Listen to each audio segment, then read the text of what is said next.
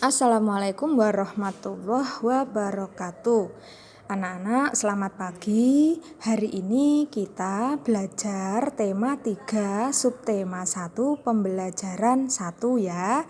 Tadi semuanya sudah berdoa dan juga sudah literasi. Jadi kita lanjutkan ke pembelajarannya. Ya, untuk bukunya sudah Bu Lukis bagikan kepada kalian semua dan seperti ini tampilan buku di tema 3 ya anak-anak. Untuk tema 3, subtema 1, pembelajaran 1, kita akan belajar bagaimana tubuh mengolah makanan. Nah, ini ya, bagaimana tubuh mengolah makanan. Nah, di situ ada gambar, di bukumu ini ada gambar seorang anak yang sedang makan, kemudian makanan itu akan diolah di dalam tubuh. Seperti juga kalian anak-anak. Jadi ketika kalian makan apapun yang kalian makan itu nanti akan diolah dan dicerna oleh tubuh. Di dalam tubuh ada organ-organ pencernaan seperti ini. Nah, apa saja ini? Mari kita pelajari ya.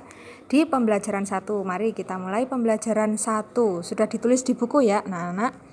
Amatilah gambar di bawah ini. Apakah kamu selalu makan makanan sehat seperti yang kamu lihat pada gambar? Di situ ada gambar macam-macam sayuran dan buah-buahan.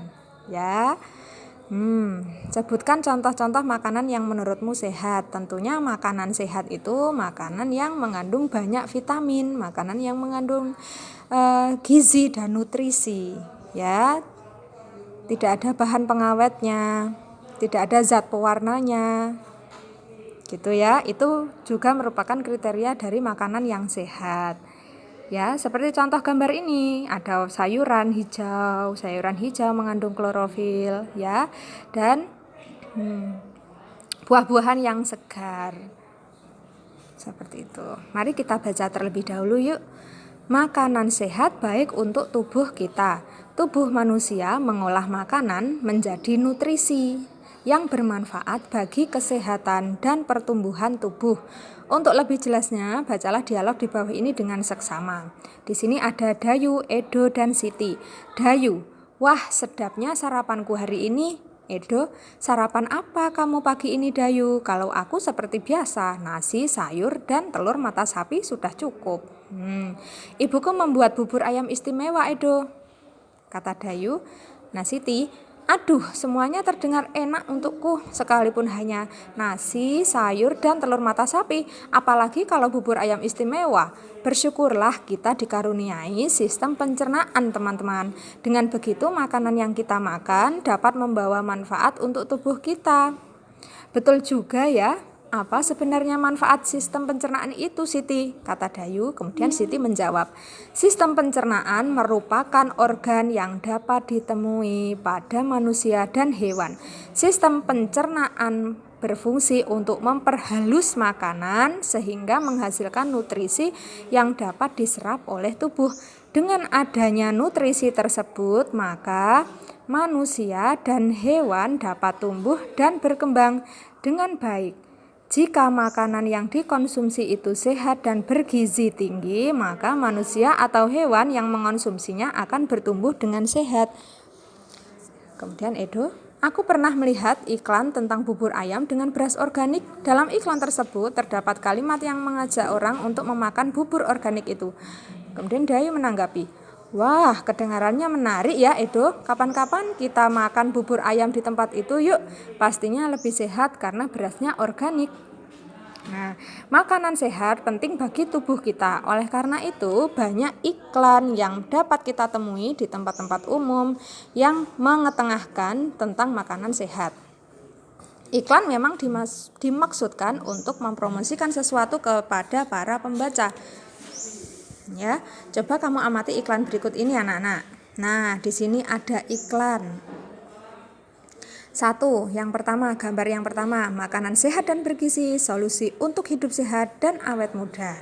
Kemudian gambar yang kedua, iklan juga ini ya. Makanan sehat dan bergizi penting untuk pertumbuhan otak anak Anda. Kemudian yang ketiga, cintai jantung Anda, konsumsi sayur dan buah segar. Nah, seperti itu ya, ini contoh-contoh iklan. Jadi anak-anak coba diperhatikan. Iklan itu bisa disebut juga dengan promosi. Tahu ya? Nah, iklan itu merupakan suatu pesan tentang keunggulan. Jadi mesti menyampaikan keunggulan suatu produk atau jasanya yang ditujukan kepada masyarakat. Iklan ini biasanya dipasang di tempat umum dengan menggunakan kalimat yang singkat, jelas, dan menarik. Ya, iklan ini pasti didukung dengan gambar yang sesuai dengan isinya. Iklan itu bisa berupa di media cetak atau berupa gambar ya, di televisi, di radio. Nah, kalau di radio berarti iklan audio ya anak-anak ya, tidak ada gambar, hanya suara saja. Tapi pasti menggunakan kalimat yang menarik. Di dalam iklan ini pasti ada kata kuncinya anak-anak. Kata kunci di sini apa? Kata kunci itu kata yang penting ya, yang ada di dalam iklan tersebut. Ya. Kata kunci itu jadi kata-kata inti di dalam iklan tersebut. Ngerti ya? Kata kunci, ulangi, kata kunci adalah kata-kata inti di dalam iklan tersebut. Pemilihan kata kunci pada saat membuat iklan itu sangat penting agar maksud iklan dapat disampaikan kepada masyarakat. Ya. Baik, langsung saja kita lanjutkan ke sini ini. Ayo mengamati ini. Dengan menemukan kata kunci pada iklan-iklan makanan sehat, kita jadi tahu bahwa masyarakat kita sudah banyak yang peduli tentang pentingnya makanan sehat. Ya, jadi penting ya, kata kunci dalam membuat iklan atau di dalam iklan itu sangat penting karena di situ ada kata-kata inti yang ingin disampaikan oleh pembuat iklan kepada pembacanya atau konsumen. Gitu ya. Nah, sekarang kita amati hewan sapi ini. Untuk menghasilkan susu, jenis makanan apa yang biasa aku konsumsi? Bagaimana aku mencernanya? Nah, ini kan sapi jenis sapi perah ya anak-anak. Sapi perah itu kan sapi yang menghasilkan susu. Nah, bagaimana kok bisa sapi menghasilkan susu? Yang dimakan sapi apa saja, ya kan? Terus kemudian bagaimana makanan yang dimakan sapi bisa menghasilkan susu? Ayo kita amati. Kita baca lagi. Bagaimana sistem pencernaan makanan pada hewan ruminansia? Nah, hewan ruminansia itu hewan apa ya? Hewan ruminansia itu adalah kelompok hewan mamalia. Hewan mamalia itu hewan yang menyusui ya, yang biasa memamah atau memakan 2 kali dan dikenal dengan hewan memamah biak. Maksudnya memakan 2 kali itu makanan yang sudah dimakan itu di dalam seperti dikunyah lagi gitu ya, oleh alat atau organ pencernaan yang di dalam tubuh hewan tersebut. Bulkis ulangi ya, hewan ruminansia adalah kelompok hewan mamalia yang biasa memamah 2 kali dan dikenal dengan hewan memamah biak. Jadi hewan ruminansia itu bisa disebut juga dengan hewan memamah biak. Contoh hewan ruminansia yaitu apa? Sapi, kerbau, rusa, domba, kambing, dan kijang. Ya, di sini ini adalah hewan mamalia juga. Mamalia adalah hewan yang menyusui. Ya, kalau menyusui berarti hewan tersebut berkembang biak dengan cara beranak atau melahirkan, bukan bertelur. Oke? Sistem pencernaan hewan ruminansia lebih kompleks dibandingkan pencernaan hewan lainnya. Kalau pada hewan ruminansia itu terdapat 4 bagian lambung.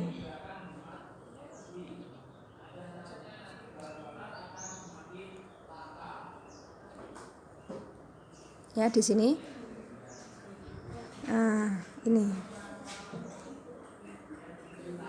Ya. Ini anak-anak.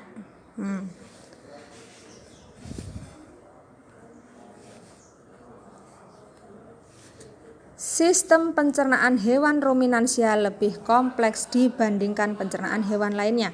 Pada hewan ruminansia terdapat 4 bagian lambung dengan fungsi yang spesifik. Selain itu, pencernaan makanan pada hewan ruminansia dibantu oleh beberapa mikrob. Mikrob itu bakteri dan protozoa. Mikrob tersebut dapat membantu mencerna rumput Ya, jadi makanan sapi rumput, tapi di dalamnya terdapat bakteri dan protozoa yang bisa membantu mencerna rumput. Coba kamu perhatikan penjelasan mengenai proses pencernaan pada hewan ini dengan seksama. Nah, ini anak-anak. Mekanisme pencernaan makanan pada hewan ruminansia.